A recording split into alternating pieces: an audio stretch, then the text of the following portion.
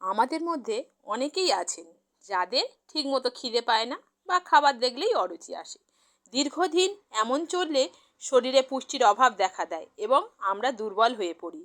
কিন্তু চিন্তা নেই, আজ আমি আপনাদের এমন 5টি সহজ ও ঘরোয়া উপায় বলবো যা ম্যাজিকের মতো আপনার খিদে বাড়াতে সাহায্য করবে। চলুন শুরু করা যাক। আদা এবং লেবুর রস। খাবার খাওয়ার সাথে প্রায় আধ ঘন্টা আগে এক টুকরো আদা কুচির সাথে সামান্য বিট লবণ ও কয়েক ফোঁটা লেবুর রস মিশিয়ে খেয়ে নিন। আদার রস আমাদের পাকস্থলীতে পাচক রস তৈরি করতে সাহায্য করে, যা দ্রুত খিদে বাড়ায় এবং হজম শক্তি উন্নত করে। 2. জলপানের সঠিক সময়। আমরা অনেকেই খাবার খাওয়ার ঠিক আগেই অনেকটা জল খেয়ে ফেলি।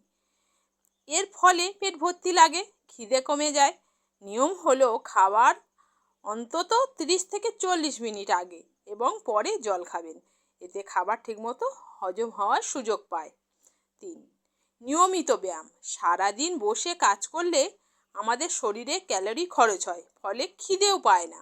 প্রতিদিন অন্তত 30 মিনিট হাঁটাহাঁটি, সাইকেল চালানো বা হালকা যোগ ব্যায়াম করুন।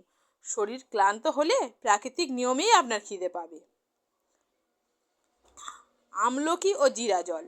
ভিটামিন সিতে ভরপুর আমলকি আমাদের পরিপাকতন্ত্রকে পরিষ্কার রাখে।